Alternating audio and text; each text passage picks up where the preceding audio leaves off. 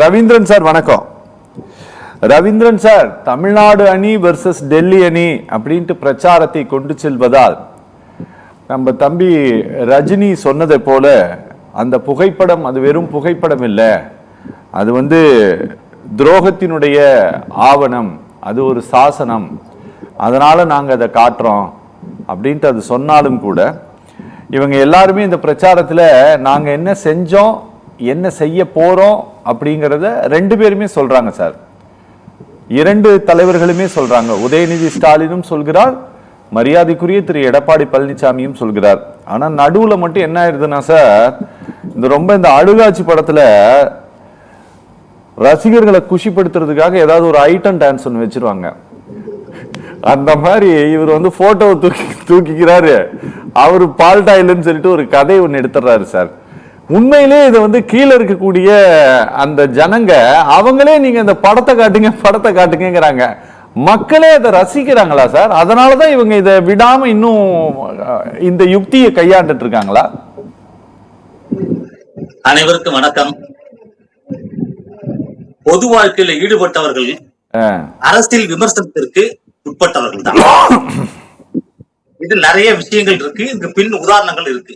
சரி, இது ஏதோ இப்ப மட்டும் நடக்குதுன்னா இல்ல, கடந்த காலங்கள்ல நிறைய வரலாறுகள் உண்டு. மிசா காலத்துல முடிஞ்ச பிறகு இந்திரா காந்தி விமர்சிக்காத தலைவர்கள் இல்ல. நத்த காட்டேரினாங்க, பிசாசுனாங்க. அதே மாதிரி காமராஜரை கருப்பு உருவம்லாம் சொன்னாங்க. நிறைய விமர்சனங்கள் இருக்கு. அண்ணாவை சொன்னாங்க, பெரியார சொன்னாங்க. தனி மனித விமர்சனம் இன்று மட்டும் உதயமானதல்ல, இது ஆண்டு காலமாக தமிழக அரசியலில் இருந்த ஒன்றுதான். சரி, அந்தந்த தலைவர்கள், ஒரு சில தலைவர்கள் தனக்கு எதிராளிகளை இப்படி எல்லாம் விமர்சனம் பண்ணது உண்டு.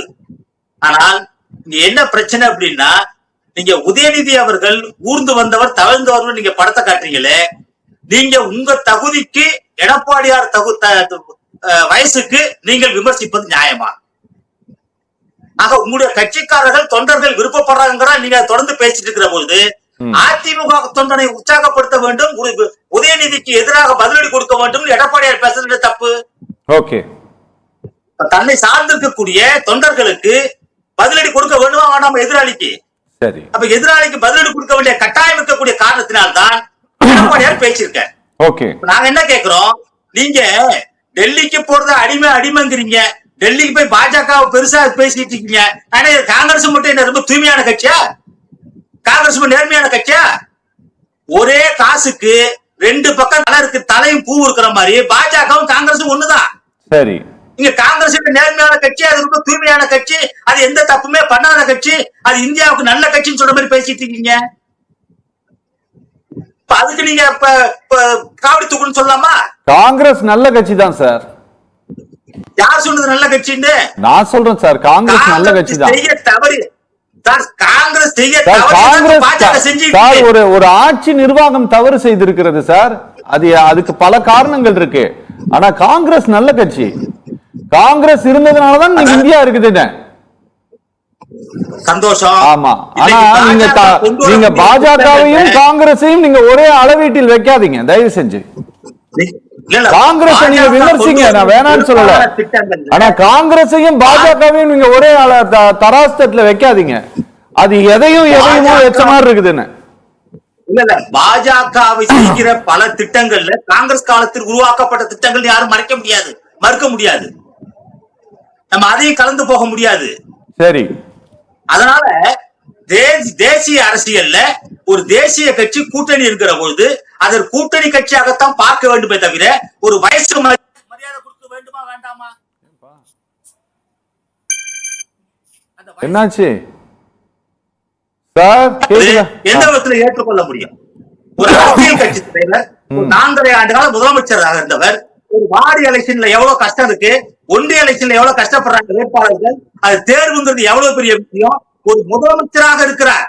அந்த முதலமைச்சராக இருக்கிற போது அவர் வயதுக்கும் அவர் வகித்த பதவிக்கும் நீங்க மரியாதை கொடுத்துக்கணுமா வேண்டாமா? சரி, நீங்க நாலாந்தர பேச்சாளர்கள் எல்லா கட்சியிலுமே உண்டு. அதிமுக நாலாந்தர பேச்சாளர் உண்டு, திமுக நாலாந்தர பேச்சாளர் உண்டு.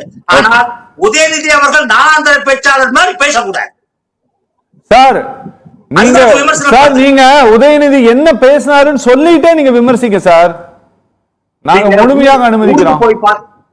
நீங்க ஊந்து போய் பதவி வாங்கினவர், காலில் விழுந்து பதவி வாங்கினவர். இதே மாதிரி அவர் பாஜகவுக்கு அடிமைன்னு சொல்றீங்க. நாங்க என்ன கேட்கிறோம், ஒரு மரியாதை அவரே ஒத்துக்கிறார். நாங்க மரியாதை நிமித்தமாக எனக்கு பதவி கொடுத்து என்ன அடையாளம் காட்டியவருக்கு நான் ஆசீர்வாதம் வாங்கினேன்னு சொல்றேன். சரி, இப்ப திமுக யாரு காலிலே விழலையா? தலைவர்கள் காலில விழலையா? தலைவர் கால யாரும் தொட்டு கும்பிடலையா? சட்டமன்ற உறுப்பினர் யாருமே கால தொட்டு கும்பிடுறது இல்லையா? இது கொஞ்சம் இருங்க தம்பி, கொஞ்சம் இருங்க. யாரும் பேசலாம், நீங்க பேசலாம். நான் என்ன கேட்கிறோம், ஒரு சம்பவம் நடக்குது, ஒரு மிகப்பெரிய பிரச்சனை. அங்க யார் தலைவர் யார் முதல்வர் ஒரு சிக்கல். அந்த நேரத்துல ஒரு அம்மையார் இவரை போட்டு அடையாளம் காட்டுறார். ஒரு மிகப்பெரிய பதவி, தமிழ்நாடு முதலமைச்சராக இவரை நியமிக்கிறேன் சொல்றதுல இவர் தன்னுடைய தனித்துவத்தை காட்டுறார். அது அவருக்கு தெரிஞ்சது, அது காட்டுறார். தலைவர்கள் காலில் தொண்டர்கள் விழுந்து சகஜம். அன்னைக்கு தலைவராக இருந்தார். இன்னைக்கு அது பிரச்சனைக்கு வேற மாறிச்சு, அரசியல் மாற்றம் ஏற்பட்டிருக்கு. அதனால நீங்க துரோகம் சொல்லிட்டு இருக்கலாம். சரி, நீங்க அதெல்லாம் கொச்சப்படுத்தி பேசக்கூடாது. ஆட்சியாளர்கள் ஆட்சி ஆண்ட விதத்தை தான் நீங்க ஒப்பீட்டு செய்ய வேண்டுமே தவிர நீங்க தொடர்ந்து விமர்சனம் செய்வதை எப்படி ஏத்துக்க முடியும்? தொண்டை எப்படி ஏத்துக்குவான்? ஆக தன்னுடைய கட்சி தொண்டனை திருப்திப்படுத்துவதற்காக எடப்பாடியார் திரும்பி பதிலீடு கொடுக்க வேண்டிய கட்டாயம் இருக்கிறதா இல்லையா? Okay sir, okay okay okay. அதைத்தான் செய்கிறார் அவரு. எதிர்வினை தான் ஆற்றுகிறார். கரெக்டா? எதிர்வினை ஆற்றுகிறார், அவ்வளவுதான். மற்றபடி அவரா எதுவும் செய்யல. அவரை செய்ய தூண்டி இருக்கிறது திமுக. அப்படிதானே? நல்லது. இந்த எலெக்ஷன்ல சார் இதுவரை சார் உதயநிதியினுடைய கடந்த நம்ம இந்த 19, 20, 21 அந்த மாதிரி காலகட்டம் எல்லாம் பார்த்தா திரு இபிஎஸ் இவ்வளவு இம்பார்ட்டன்ஸ் கொடுத்தது கிடையாது உதயநிதியினுடைய பேச்சுக்கு. ஆனா இந்த எலெக்ஷன்ல ரியாக்ட் பண்றாரு, மிக ஆவேசமாக ரியாக்ட் பண்றாரு, ட்ரிகராயும் பண்றாரு, கொஞ்சம் கோபப்பட்டும் பண்றாரு. ஆனா இதுல நாங்க கவனிக்கிற விஷயம் ஒண்ணு என்ன அப்படின்னா, இவர்கள் 2 பேரும் தான் இப்படி கருத்து மோதல்களை பகிர்ந்து கொள்கிறார்களே தவிர இவர்கள் இந்த தேர்தல்ல கொஞ்சம் கூட சட்டையே பண்ணாத ஒரு பார்ட்டி ஒண்ணு இருக்குது. டிவிகேங்கிற ஒரு கட்சி இவர்கள் பொருட்படுத்தவே இல்லை. இவங்க 2 பேர் மட்டுமே சண்டை போட்டுட்டு இருக்கிறாங்க. இது ஒரு வகையான அரசியல் பாணி தானா சார்? இது ஏதாவது ஒரு வகையான தந்திரமா? இது ஒரு தேர்தல் யுக்தி தான். இது ஒரு வகையான தேர்தல் யுக்தி. அதுதான் யோசிக்கிறேன்.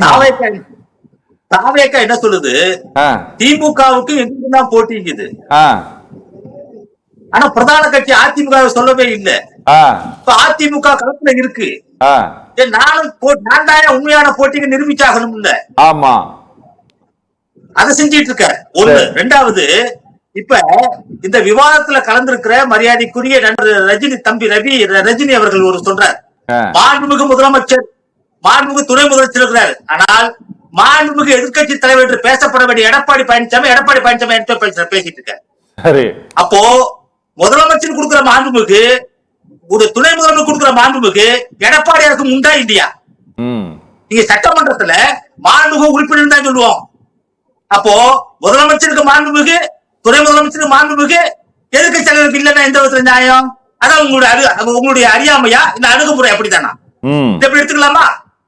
அப்போ ஒரு எதிர்கட்சி தலைவருக்கு கொடுக்கக்கூடிய சராசரி மரியாதையை கூட நீங்கள் கொடுக்க மறுத்து இவ்வளவு தூரம் நீங்க விமர்சனம் பண்றீங்கன்னா, அப்போ கட்சிக்காரர்கள் மனதெல்லாம் எப்படி இருக்கும்? எதிரி கட்சியை தான் பாப்பீங்க. அதிமுக இருக்கிறவங்க திமுக எதிரியை பார்ப்பாங்க, திமுக இருக்கிறவங்க அதிமுக எதிரியை தான் பார்ப்பாங்க. அப்ப அந்த எதிரிகள் இருக்கிற போது நீங்க தலைமைகிட்ட நீங்க அவரை பத்தி பேசுங்க உடனே சந்தோஷம் பேச வேண்டிய கட்டாயம் இருக்கு. என்ன பேசினார் அவரு? பால்டாயில் குடிச்சதுல பஞ்சு டைலாக் பேசணும்னு சொன்னார் அவரு. ஆமா, இதுல என்ன பெரிய ஆபாசம் இருக்கு? இதுல என்ன தப்பு இருக்கு? அவர் என்ன சொன்னாரு? வயசுல கம்மியா இருக்கீங்க தம்பி, நீங்க துணை முதலமைச்சர் இருக்கீங்க, நீங்க என்ன போய் இந்த மாதிரி தொடர்ந்து பேசிட்டீங்களா நியாயமா அப்படின்னு பேச வேண்டிய கட்டாயம். இப்ப எடப்பாடியாருக்கு யாராவது பேச வேண்டிய ஆளு இப்ப பிரச்சாரத்தில் இருக்காங்களா? அவங்கவுங்க தொகுதியை பார்த்துட்டு இருக்காங்க. சட்டமன்றத்தில் இருக்கிறவங்க, அதாவது எடப்பாடியாருக்கு அடுத்தபடியா பிரச்சாரம் செய்ய வேண்டியது, அதை பத்தி பேசவே இல்லை. ஆனா தானே பேச வேண்டிய ஒரு கட்டாயத்துக்கு ஆளாகி இருக்கிறார். அவர் தனக்கு வந்த கேள்வியை பிரதிபலிக்கிறார். அது அவசியம் இருக்கு. தேர்தல் களம் அப்படிதான் இருக்கும். இன்னும் போக போக சூடு பிடிக்கும் தேர்தல் களம். ஓகே, இப்பவே நடராத்திரி இன்ஸ்டாகிராம்ல எதை லைக் பண்ணாங்க, எதை ஷேர் பண்ணாங்கங்கிற வர வந்துருச்சு சார் எலெக்ஷன்ல பிரச்சாரத்துல. இல்ல, அதுதான் சார் இப்ப இன்னும் 2 நாள் படம் நீங்களே சொல்லுவீங்க, அனல் பறக்கும் பிரச்சாரம். நாங்க அப்படி சொல்ல மாட்டோம் சார். சரி சார், ரொம்ப தேர்தல் களம் என்பது தவிர்க்க முடியாத ஒன்று. நாமும் வயது வித்தியாசம் பார்த்து பேசியிருக்க வேண்டும், அதற்கு ஏற்ற வகையில் பேச வேண்டும். அது போல நீங்க பேசுகிற பொழுது எடப்பாடியார் அவர்கள் தவிர்க்க முடியாம பதில் சொல்ல வேண்டிய கட்டாயம் இருக்கிறது. அப்படிதான் நீங்க பாக்கணுமே தவிர எடப்பாடியார் இருக்கிறது அழகா எடப்பாடியார் பேசுறது ஏற்றதெல்லாம் விமர்சனம் பண்றது ஏற்றுக்கொள்ள முடியாது. அது தவறு. அது யாருக்கும் உரிமை இருக்கு. என்னை பத்தி பேசுற பொழுது நான் விவாதத்துல நான் பதில் கொடுத்துதான் ஆகணும். Okay sir, okay okay okay. அந்த வகையில் தான் எடுத்துக்கணுமே தவிர நம்ம எல்லாத்திலுமே குற்றம் சொல்ல கண்டுபிடிக்க முடியாது. Okay sir. தேர்தல் களம் அப்படித்தான் இருக்கும். கடந்த காலத்துல இது உண்டு, வரலாறுகள் நிறைய இருக்கு. அதனால தேர்தல் களத்தை தவிர்க்க முடியாத ஒன்று, தவிர்க்கப்பட வேண்டும், ஆனால் தவிர்க்க முடியாத ஆகிவிடுகிறது. Okay sir, okay.